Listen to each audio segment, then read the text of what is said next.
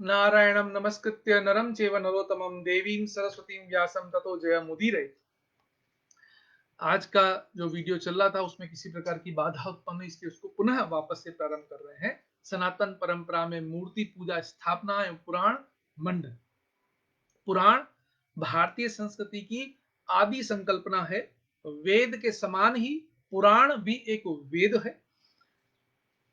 पुराणों के औचित्य पर हमने चर्चा की थी। आज पुराणों का प्रयोजन अंततो गत्वा पुराण किन कारणों से पुराण विद्या को प्रकट किया गया, यह हमारे लिए जानना अत्यंत आवश्यक है।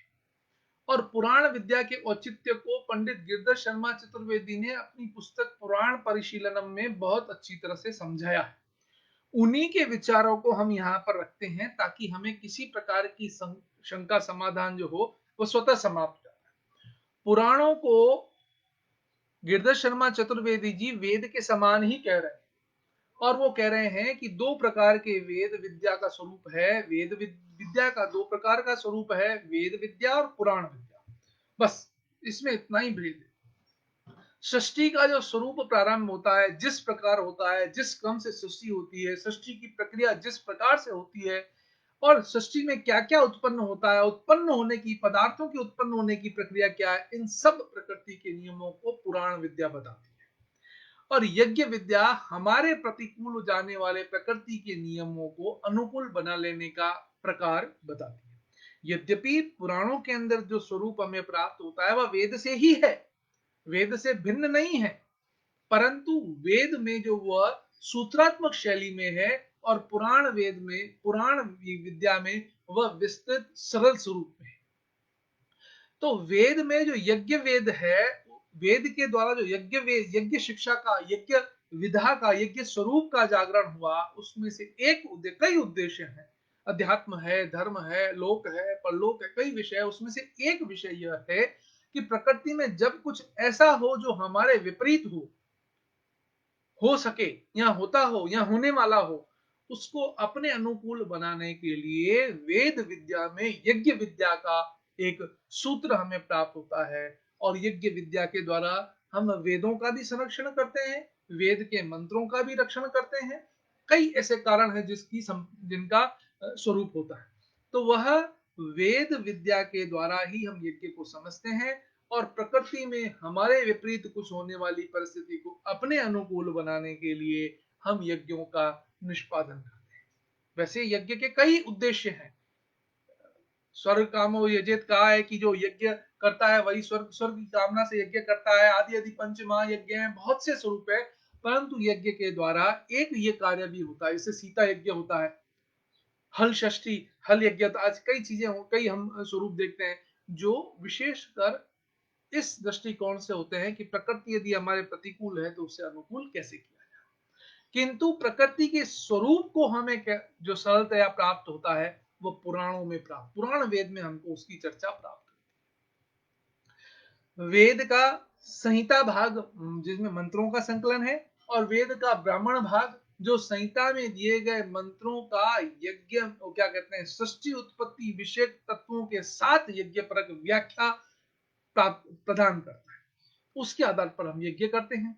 ब्राह्मण ग्रंथों से ही आगे पुराणों का सरल रूप और अधिक विकसित हुआ है, इसमें तो कोई दो राह नहीं। परंतु वो विकसित होने का तात्पर्य आपने या मैंने किसी ने विकसित नहीं किया। यहाँ कल का कोई व्यक्ति कह दे कि साहब अमुक समय में पुराणों को लिखा गया, ऐसा नहीं है। वह भी कल्प के प्रारंभ में ही वेद के साथ ही पुराणों का भी आविर्भाव हुआ, परंतु वेद विद्या कई प्रकार की अन्य उद्देश्यों को ध्यान में रख करके वेद के मंत्र का जो स्वरूप ऋषियों ने आध्यात्मिक क्षणों में प्राप्त किया, यथातथ रखा गया। उसमें बिंदु का, विसर्ग का कहीं पर भी परिवर्तन हमें प्राप्त नहीं होता। स्वर, उदात, अनुदात, स्वरित आदि स्वर, ह्रस्व, दीर्घ, प्लुत आदि शब्दों का व्यंजना, उसमें अनुनासिक है, निरनुनासिक है, इसका ध्यान। सामवेद के साम मंत्रों का गेय, उय, ग्राम्य, अरण्य आदि स्वरूप में उसका विकृत स्वरूप, अष्ट विकृति आदि कई बातों का, मतलब एक एक मात्रा का ध्यान रखा गया। और जिस प्रकार वह प्रकट हुए थे उसी रूप में जितना भी आज प्राप्त है उसी रूप में प्राप्त। जितनी शाखाएं आज प्राप्त है, जितनी शाखाओं के विकृतियां प्राप्त है, वह उसी रूप में प्राप्त है। किंतु पुराण विद्या के अंतर्गत यह परिवर्तन हुआ कि जब कलयुग आता है तो भगवान वेदव्यास उन शब्दों को, उन अर्थों को, उन भावों को ध्यान में रखते हुए सरल रूप में संपादन करते हैं, संक्षिप्त रूप में संपादन करते हैं। यही नहीं, जब अपनी पुराण विद्या अपने शिष्यों को पढ़ाते हैं तो शिष्यों के द्वारा भी अन्य संहिताओं का निर्माण होता है। उनमें भी वही विषय, वही इतिहास, वही देव इतिहास और वही ज्ञान है, संभवतः शब्दों का भेद। यही उद्देश्य पुराण विद्या का उद्देश्य है और यही पुराण वेद और यज्ञ वेद में भेद हमें दिखाई देता है। परंतु मध्यकाल हम कह सकते हैं, विक्रम पश्चात मध्यकाल प्रारंभ हो गया और उसमें विद्या का क्षणे क्षणे ह्रास हुआ और लोगों ने यह धारणा बना दी कि वेद के समान ही सारा ज्ञान है, लेकिन पुराण जो है वो पर्याप्त नहीं है। पुराणों को वेद के परिप्रेक्ष्य में, वेदों के संदर्भ में पढ़ने की परंपरा समाप्त सी हो गई। इसलिए पुराण जो है केवल भगवत चर्चा का विषय रह गया और उसके अंदर जो है कई तत्वों का जो है लोप हुआ। परंतु जिन भागवतकारों ने पुराण विद्या का प्रचार किया, उन्होंने उन सुकोमल मति लोगों के लिए किया जो इसके माध्यम से अपने आत्म कल्याण का प्रयास करें, मंत्रों का पाठ कर करके, भगवत दर्शना करके, मूर्ति की सेवा पूजा करके, जिस प्रकार पुष्टि मार्ग आदि कई संप्रदायों में बहुत अच्छी, बहुत दिव्य सेवा की विधा दी गई है ताकि मनुष्य अपना कल्याण कर सके, वह पुराणों से प्राप्त हुआ। परंतु पुराणों का जो वेदों के साथ विज्ञान संबंध है उसका लोप हो गया। उसका कारण था कि हमारे गुरुकुल जो हैं वे बंद हो गए और गुरुकुल बंद होने से शनै शनै जो वेद और पुराणों का विज्ञान संबंधी स्वरूप था उसका लोप हुआ। अब हम एक बात और देखते हैं कि पुराणों में ही पुराणों की प्राचीनता का एक बहुत अच्छा प्रमाण मिलता है, जबकि वेद के अर्थ ज्ञान में पुराण बहुत सहायता देते हैं। इसका एक श्लोक है, इतिहास पुराणाभ्याम वेदम समुपब्रह्मेत बिभेत्यश्रुतात् वेदो मामयम् प्रहरिष्यति। इतिहास पुराण जो है वो वेद से ही फैले हैं, वेद का ही विशाल स्वरूप है। इसलिए वेद कहते हैं कि मुझे ऐसे लोगों से भय लगता है जिन्होंने इतिहास और पुराणों को पढ़े बिना मेरा अध्ययन करने का प्रयास किया। मुझे भय है कि वे लोग मेरे ऊपर आक्रमण करेंगे, मेरे ऊपर प्रहार करेंगे। इतिहास और पुराणों के द्वारा ही वेदों के अर्थ का अनुशीलन करना चाहिए। जो पुरुष अल्पश्रुत है, अल्पश्रुत से मतलब जिसने वेद की शाखाओं को तो पढ़ लिया मनमाने तरीके से, लेकिन इतिहास और पुराणों का अध्ययन नहीं किया, वह वेद का अधिकारी नहीं।